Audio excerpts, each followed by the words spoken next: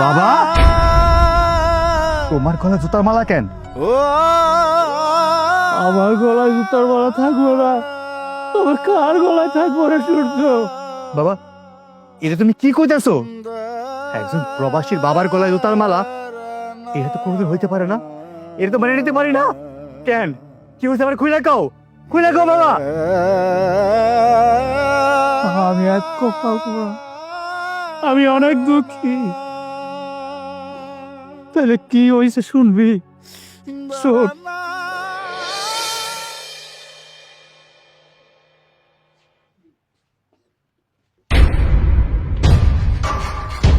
যান, এক কাজ করুন, এই জুতোগুলো মুচির দোকানে নিয়ে যান, গিয়ে সুন্দর করে সেলাই করে পরিষ্কার করে তারপরে আসবেন, ঠিক আছে? বৌমা, আমি সূর্যের বাপ। আমি যদি এই জুতাগুলো হাতে কইরা ওই বাজারে নিয়ে যাই সেলাই করার জন্য, তবে রাস্তায় লোকজন দেখা বলবো ওই যে সূর্যের বাপ এই জুতা সেলাই করার জন্য বাজারে নিয়ে যাইতেছে। আমার তুমি এটা মাফ করে দাও। বাড়িতে তো আরো লোকজন আছে, তাগো দিয়া জুতাটা না ওই সেলাই করে আনাও।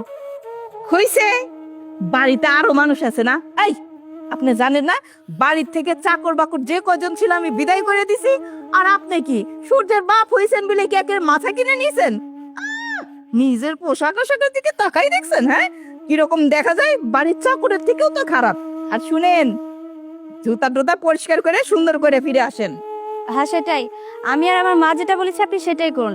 আর আজকে যদি এই জুতা ভালোভাবে সেলাই করে না নিয়ে আসেন, তাহলে না মিনিমাম 3 দিনের জন্য আপনার খাওয়া দাওয়া একদম বন্ধ করে দিব। কথাটা মাথায় রাখবেন। আর এখন সুন্দর করে যান। মা, তুমি এক কাজ করো, জুতোগুলো ওনার গলায় পরিয়ে দাও। এমনি এমনি তো আর যাবে না, এই কাজটা করো, ভালো হবে।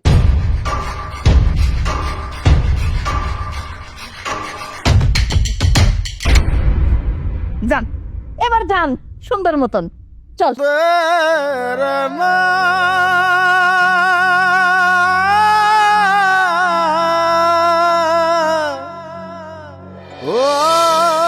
আমি সব বুঝতে পারছি, আমি সব বুঝতে পারছি।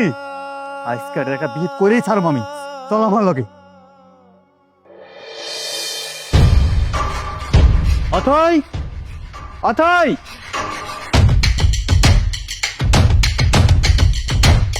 সূর্য, জামাই বাবাজি, এটা তুমি কি করলে?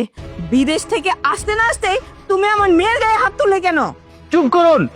আমি আপনার সাথে কথা বলছি না, আমি আমার স্ত্রীর সাথে কথা বলছি।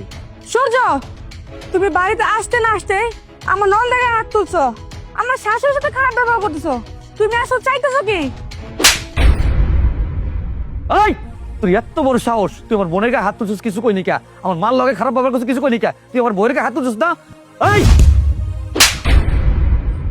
চুপ, একদম চুপ। আমি আপনাদের সাথে কথা বলছি না, আমি আমার স্ত্রীর সাথে কথা বলছি। আমার বাবা কোথায়?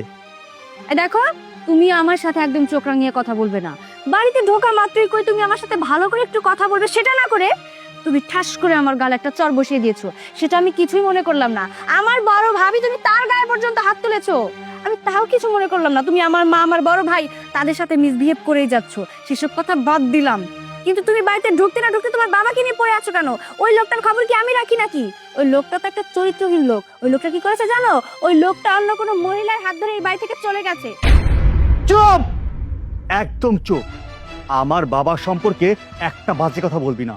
তার একটা বাজে কথা বলিস না, তোর জীব আমি টেনে ছিঁড়ে ফেলবো। বাবা, বাবা,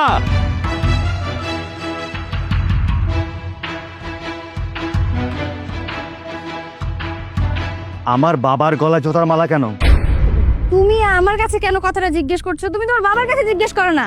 এই যে বাবা, দেখেছেন, আপনার জন্য সূর্যের কাছে আমার কতগুলো কথা শুনতে হলো, মার পর্যন্ত খেতে হয়েছে। আপনাকে আমি এত করে বললাম যে বাবা আপনি আমার কথা শুনুন, আপনি আমার কোনো কথা না শুনে এই জুতোগুলো নিয়ে গেলেন সেলাই করার জন্য। নিজে নিজে হয়তো বা ওই জুতার মালাটা গলায় পরেছিলেন, কেন পরেছিলেন সেটা এখন আমি খুব ভালো করেই বুঝতে পারছি। নিজের ছেলের কাছে না আমাকে খারাপ বানানোর চেষ্টা করেছিলেন, কারণ আপনারা তো পারেনি এটা। হ্যাঁ, একদম সত্য কথা। এই যে জামাই বাবাজি, দেখো আমরা কিন্তু জানি না যে আজকে তুমি বাড়িতে চলে আসবে। আর এই যে তোমার বাবারে হয়তোবা তুমি বলছো এজন্য আমার মেয়েটার আর আমাদেরকে খারাপ বানানোর জন্য, তোমার চোখে খারাপ বানানোর জন্য জুতার মালা নিজে নিজে গলায় দিয়ে কি ঢং করে কান্নাকাটি করতেছে। বাবা চুপ করুন, আপনি চুপ করু। বাবা রে, আমি সেই দিনটার জন্য অপেক্ষা করছি, তুই কবে ফিরে আইবি। আর আজকে আজকে আমার আর জুতা পরিষ্কার করার কথা কইছে, জুতা নিয়ে বাজারে যাইতে কইছে সেলাই করার জন্য। আমি কইলাম আমি সূর্যের বাপ, আমি বাজারে যদি জুতা নিয়ে যাই মানুষ আমারে কি কইব। কই তুমি এক কাজ করেন, এই মহিলা বলছে যে আপনি এক কাজ করেন, হাতে নিয়ে যাইতে যদি আপনার মান সম্মান যায়, তাহলে এই জুতার পালাটা আপনি গলায় নিয়ে যান। বাবা তুমি থামো, তুমি থামো, তোমাকে আর কিচ্ছু বলতে হবে না, যা বোঝার আমি বুঝে গেছি।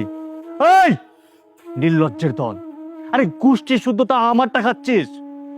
তুই তোর মাকে নিয়ে আসছিস, তোর মা তার ছেলেকে নিয়ে আসছে, তার ছেলে তার বউকে নিয়ে আসছে, পুরো গোষ্ঠীটাই তো আমারটা খাচ্ছিস। তারপর আমার বাবার উপরে এমন নির্যাতন করছিস। এই লজ্জা নাই তোদের? এই লজ্জা নাই আপনাদের?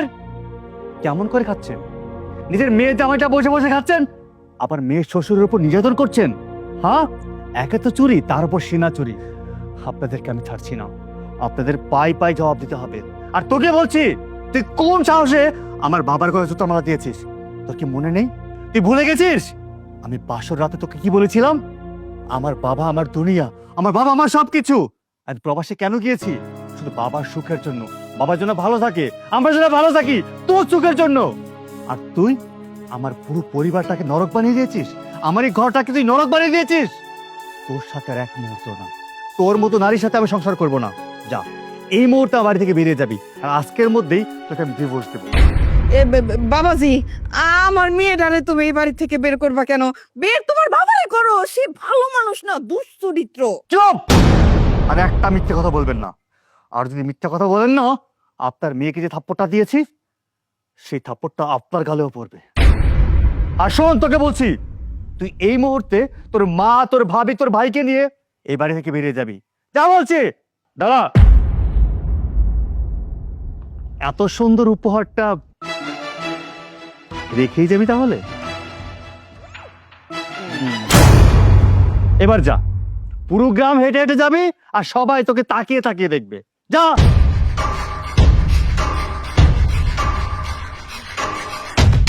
বাবা, তুমি কষ্ট পেও না বাবা, আমি আছি না, আমি তোমার সন্তান।